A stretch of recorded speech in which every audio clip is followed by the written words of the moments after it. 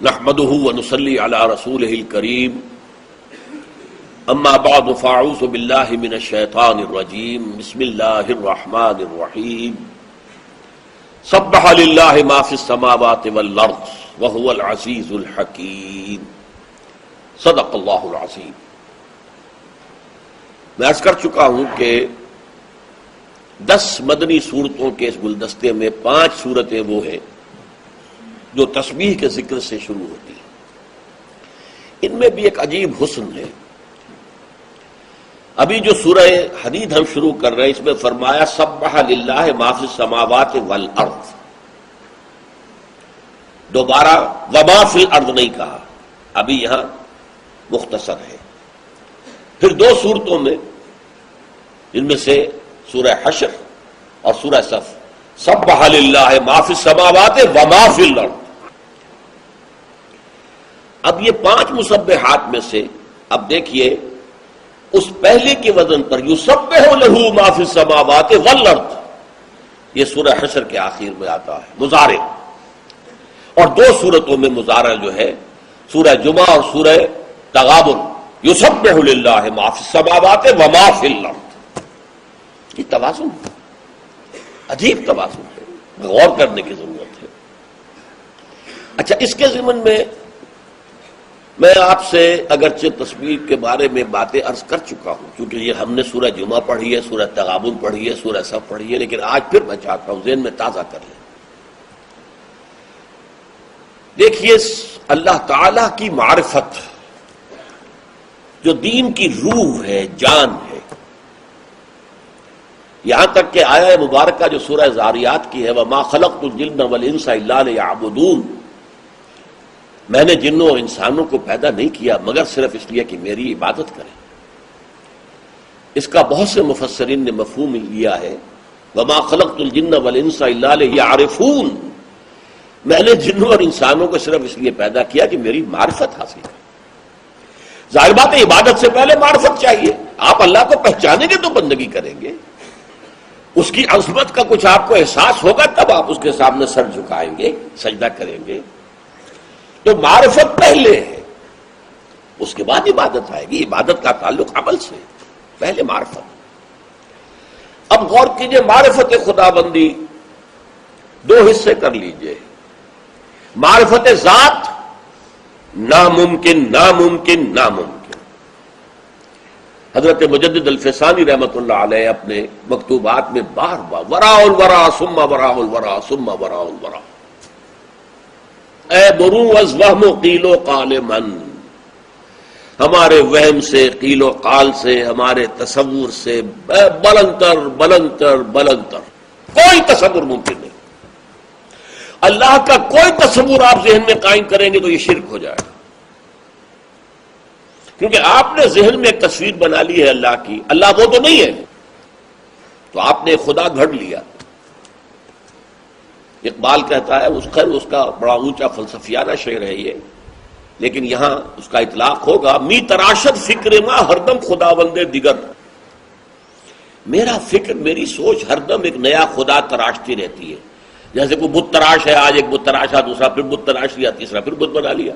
مجسمہ تراش ہے، بنانے والا ہے مجسمہ ساز ہے، مجسمے بنا رہا۔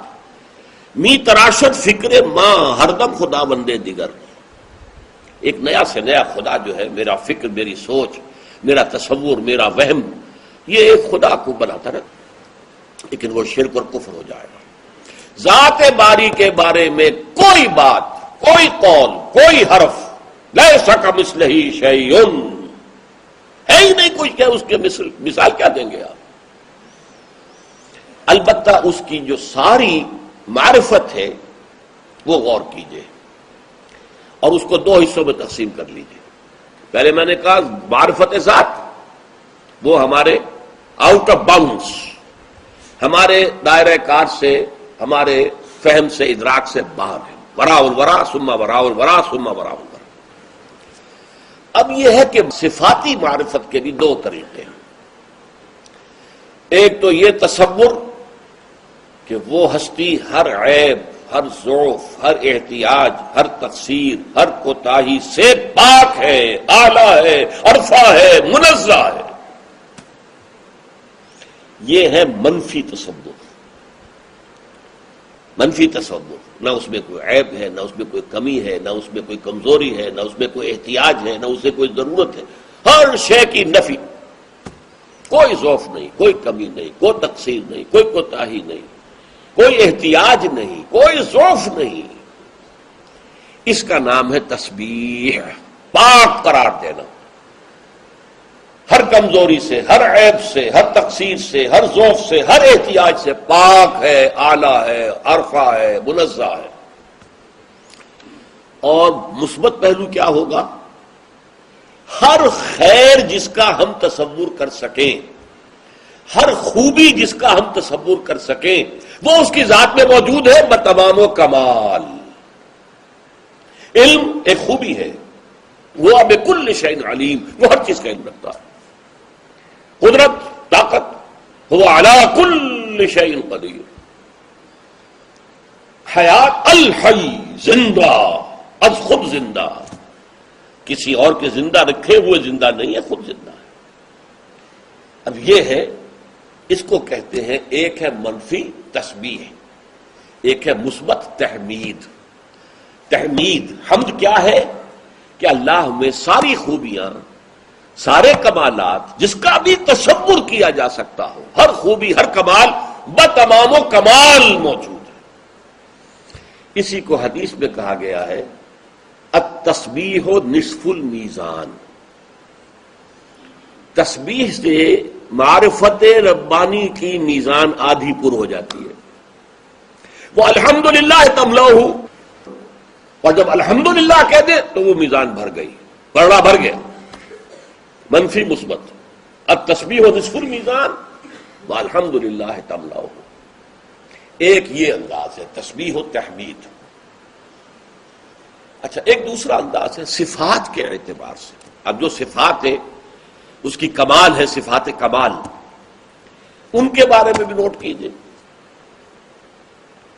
ان صفات کے بارے میں بھی ہم نہ ان کی کیفیت کو جان سکتے ہیں، نہ کمیت کو جان سکتے ہیں. یہ الفاظ ذرا مشکل ہو گئے. کمیت کسے کہتے ہیں؟ Quantity, quality and quantity. Quality کیفیت، کوانٹٹی کمیت. نہیں جان سکتے. اللہ قدیر ہے، کتنا قدیر ہے ہم جان سکتے ہیں؟ ہمارے ذہن میں قدرت کا کتنا تصور آئے گا؟ یہ ہمارے دماغ کی جو ہے ترازو، یہ سونے چاندی کو تولنے کے لیے ماشے تولے تول سکتی ہے، یہ ٹنوں وزن تو نہیں تول سکتی. اللہ علیم ہے، کتنا علیم ہے؟ Can we imagine? کتنا علیم ہے؟ اگر ہم امیجن کر سکیں تو اس کا مطلب ہے ہم نے اللہ کے علم کا احاطہ کر لیا. معاذ اللہ. کتنے کا تو تب بات ہوگی نا جب کہ آپ نے اس کے علم کا احاطہ کر لیا. اتنا ہے. اسی طریقے سے مثلا اللہ بصیر ہے، دیکھتا ہے. کیسے دیکھتا ہے؟ کیا اس کی آنکھیں ہیں؟ کیا اسے دیکھنے کے لیے روشنی کی ضرورت ہے؟ ہم تو آنکھوں سے دیکھتے ہیں، پھر ہمیں تو روشنی چاہیے ورنہ کچھ نہیں دیکھ سکتے. معاذ اللہ ثم معاذ اللہ. وہ کیسے دیکھتا ہے ہم نہیں جانتے. وہ کیسے سنتا ہے؟ بکل شیء بصیر، بکل شیء سمیع، ہر شے کا سننے والا، ہر شے کا دیکھنے والا. سمیع البصیر، سمیع البصیر، السمیع البصیر. کیسے دیکھتا ہے؟ We don't know. کیسے سنتا ہے؟ We don't know. کتنا علم رکھتا ہے؟ We don't know. کتنی قدرت ہے؟ We can't imagine. یہ ہے ہماری محدودیتیں. اللہ کا کوئی تصور قائم کرنا ہمارے لیے ممکن نہیں. البتہ اقبال نے ایک بات کہی ہے، بہت خوبصورتی کے ساتھ کہی ہے. یہ انگریزی کے دو الفاظ ذرا سمجھنے ہوں گے. This universe is a concept, God is percept. Perception میں اور کانسیپشن میں کیا فرق ہے؟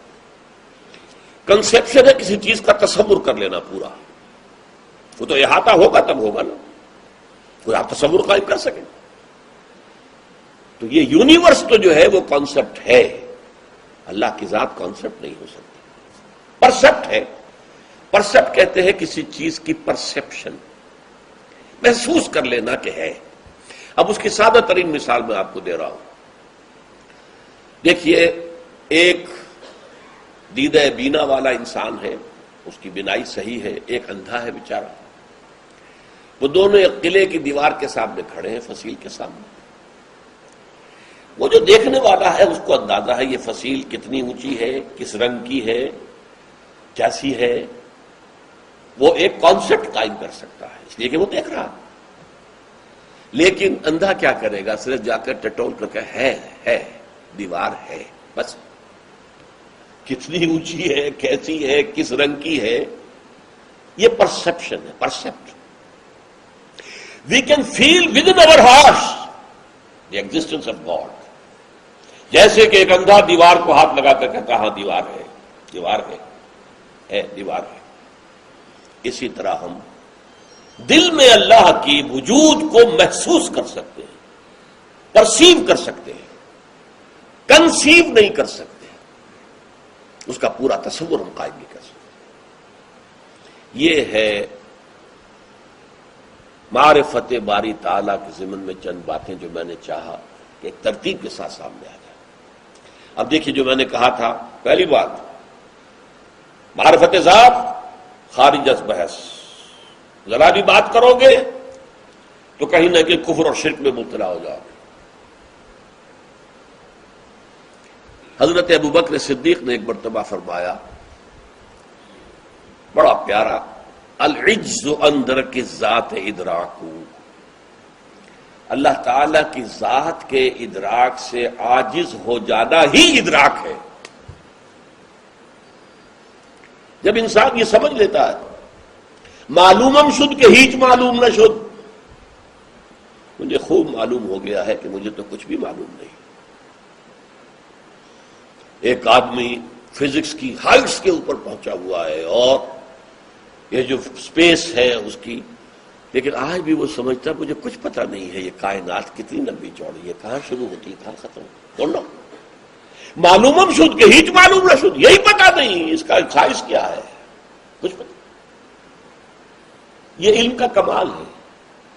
اسی طرح معرفت خدا بندی کا کمال کیا ہے؟ ذات باری تعالیٰ کا. العجز عن درک الذات، ذات کے ادراک سے عاجز جب آدمی آ جاتا ہے، ادراکو یہی ادراک ہے. اس پر حضرت علی نے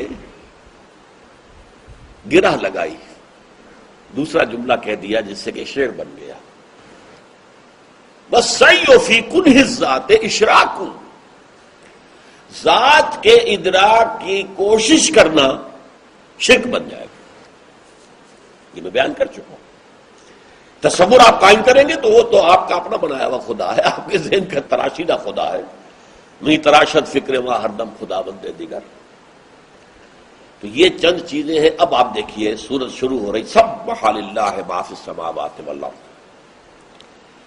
سبح یسبح کا مادہ عربی زبان میں آتا ہے تیرنے کے لیے یا فضا یا خلا میں اپنی سطح کو برقرار رکھنے کے لیے. پانی پر، دریا پر، سمندر پر کوئی چیز چل رہی ہے سطح کے اوپر، ڈوب نہیں رہی تو اسے ہم تیرنا کہتے ہیں. فضا میں، خلا میں کوئی شے اپنے بلندی پر برقرار ہے تو یہ بھی سبح یسبح ہے. سبح یسبح خود تیرنا یا خود اپنی سطح کو برقرار رکھنا. اسی معنی میں قرآن مجید میں سورہ یاسین میں آیا ہے تمام سیارے